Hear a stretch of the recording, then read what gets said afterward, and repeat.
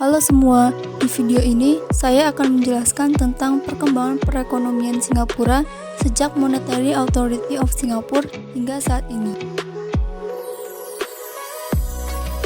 Negara Singapura yang luasnya sedikit lebih besar dari Jakarta bisa menjadi negara maju seperti sekarang dalam kurun waktu yang tidak terlalu lama. Sebagai pusat keuangan global, Singapura memiliki beberapa kriteria yang amat penting. Lokasi yang strategis, ekonomi domestik yang kuat, mata uang yang stabil, bank domestik yang aktif, keahlian keuangan, instrumen keuangan baru, dan peraturan serta jaringan lembaga keuangan yang efektif yang menyediakan keuangan jasa yang canggih. Pada tahun 1971, MAS atau Monetary Authority of Singapore didirikan oleh Singapura. Hal ini dimaksudkan untuk mengawasi perkembangan sektor keuangan Singapura dan mengelola kebijakan moneter yang tepat.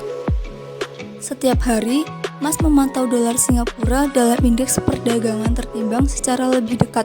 Setiap nilai tukar bergerak di atas atau di bawah yang sudah ditetapkan, MAS akan melakukan intervensi dengan membeli atau menjual valuta asing untuk mengarahkan nilai tukar kembali dalam serangkaian kebijakan tersebut. Setiap 6 bulan, kebijakan dikaji secara periodik untuk mengakomodasi perubahan dalam bursa perdagangan Singapura dan untuk kelancaran volatilitas jangka pendek yang dihasilkan dari gerakan relatif dari mata uang dalam perdagangan keranjang timbang. Setengah tahun kajian kebijakan adalah untuk memastikan bahwa serangkaian kebijakan nilai tukar tetap konsisten dengan fundamental yang mendasari ekonomi dan untuk menghindari kesalahan mensejajarakan nilai mata uang. 2 Juli 1997, setelah devaluasi Baht Thailand, krisis keuangan Asia pecah.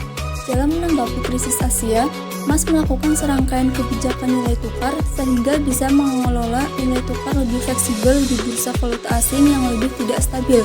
Lingkungan inflasi yang tenang memungkinkan sebuah pelonggaran kebijakan nilai tukar untuk melindungi ekonomi dari dampak krisis dan memfasilitasi pemulihan.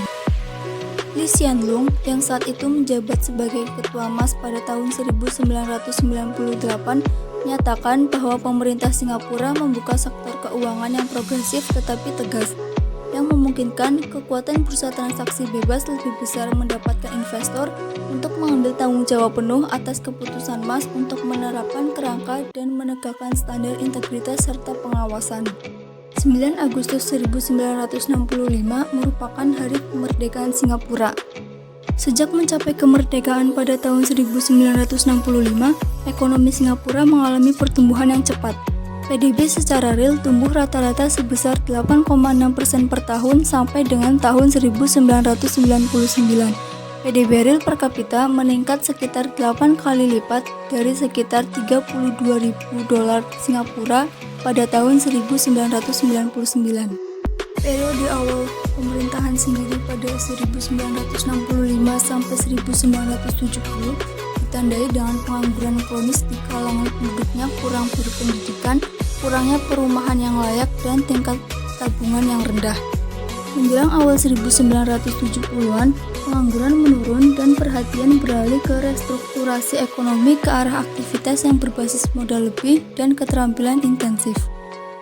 Setelah penurunan pada pertengahan 1980-an, kebijakan juga diperkenalkan untuk mendiversifikasi basis ekonomi dengan mempromosikan sektor jasa, seperti jasa keuangan dan bisnis. Sektor jasa menyumbang sekitar 2/3 dari nilai tambah pada akhir 1999, sedangkan sektor manufakturing mempertahankan posisinya sebagai sektor tunggal terbesar dalam perekonomian Singapura, terutama dalam 1,5 dekade terakhir. Setelah perekonomian Singapura mengalami pasang surut, akhirnya pada tahun 2013, Singapura sudah berhasil menggeser Jepang menjadi negara pusat perdagangan valuta asing terbesar ketiga di dunia, tepat di belakang Inggris dan Amerika Serikat. Pada tahun 2020 ini, akibat adanya pandemi COVID-19, Singapura memasuki resesi setelah ekonominya mengalami kontraksi minus 41,2% pada kuartal 2. Ekonomi melemah karena permintaan eksternal yang berkurang dan langkah-langkah memutus penyebaran COVID-19. Secara tahunan, ekonomi Singapura jatuh hingga minus 12,6%. Pada kuartal 3, ekonomi Singapura diperkirakan minus 7%.